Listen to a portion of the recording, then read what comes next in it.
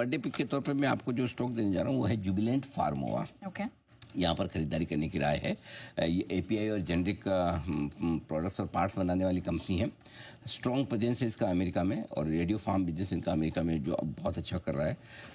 Company के 5 business vertical है, और जो 2 तो अच्छा कर ही रहे हैं, अब धीरे धीरे 3 भी इंप्रूव होकर 5 बिजनेस वर्टिकल अच्छा कर रहे हैं।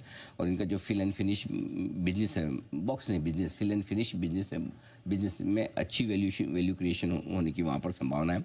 अट्रैक्टिव वैल्यूएशन पे है। वित्त वर्ष 2026 की अर्निंग में 9 टाइम पे ट्रेड करा है ईवी वर्सेस EBITDA, तो यहाँ से भी वैल्यूएशन री रेटिंग होने की संभावना है। हमने इस स्टॉक को पिछले साल रिकमेंड किया था 1 जनवरी को। पहली जनवरी को मैंने 545 रुपये पर रिकमेंड किया था।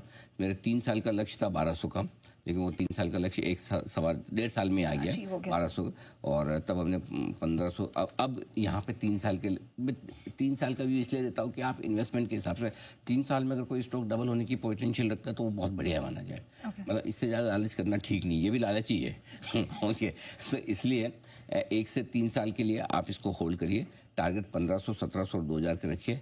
बेस्ट एंट्री लेवल अगर 1050 या इसके नीचे कभी भी मिले, तो इस वाले जो रिजल्ट के पहले ये नीचे ही था। ये रिजल्ट आने के बाद, इस बार रिजल्ट पे के भी बाद भी हमने नेक्स्ट डे भी दिया था, रिजल्ट आने के बाद। हाँ, डे 2 वाला भी था, क्योंकि नंबर्स बहुत बढ़िया है, गाइडेंस बहुत स्ट्रांग है। तो अगर कभी एक नोट करके रखना, जिस दिन कभी बाजार खराब हो, ऐसा लगे, ये अपनी लिस्ट पे होना चाहिए कि हम उसको खरीदेंगे। तो ये है, हर 15% डिप पे SIP करें। ये 10% नहीं, 15% स्पेसिफिकली मैं नोट करके दे रहा हूँ। पहली एंट्री 1050 पे करें तो सबसे बेस्ट है। जब भी आपको खराब मूड माहौल में मिले, ये एक SIP स्टॉक है जो आप खरीद सकते हैं। सॉरी, SIP का बर्थडे पिक है जो आप खरीद सकते हैं।